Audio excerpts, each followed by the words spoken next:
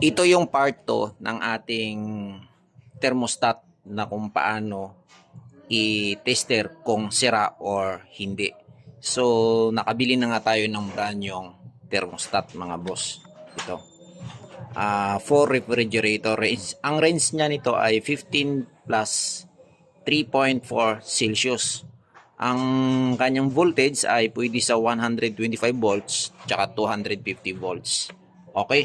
So, ang tinister natin doon sa part 1 video natin, sira itong ating thermostat. Bakit? Kasi hindi siya namamatay. Wala siyang off. Continuous on, mga boss. Ituturo ko sa inyo ngayon at ipapakita ko sa part 2 video natin kung paano malalaman kung sira talaga yung thermostat. So ito yung brand yung binili natin. Ayan. 300 po ang bili natin ito, brand yung brand nyo. At nakikita nyo may tester tayo dyan. So i-testing natin. Okay, ito yung brand nyo. For sure ay good ito. Paano ba i-testing kung sira yung thermostat? Ang thermostat natin mga boss, malalaman mo kung sira yan dahil hindi yan siya magpa-function. Dapat mayroon yan resistance. Okay? So, i-check natin. Ayan. Ito yung kanyang dalawang terminal. Line 1, line 2. Okay. Ibig sabihin, pumalo yung tester natin. Ayan o.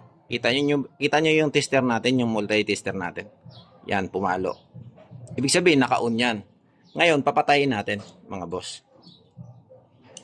Yan. Pag tumunog, ibig sabihin, gumagana yan. Dapat walang resistance yan, mga boss. Walang palo yan.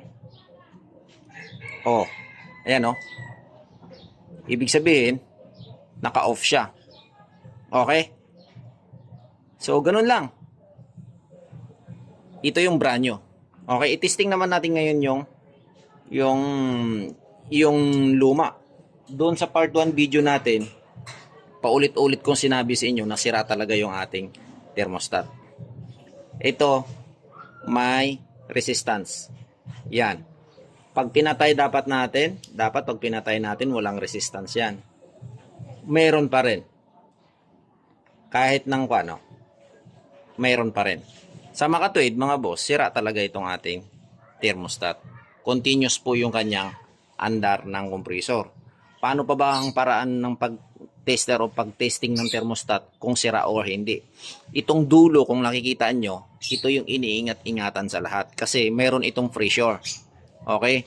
Kumuha kayo ng yelo, ng ice, ilagay nyo sa tabo o kaya sa baso, ikon nyo ito, ilublob nyo ito, at pag once na lumamig ito at na-sense niya na sobrang lamig, ititrip niya yung thermostat.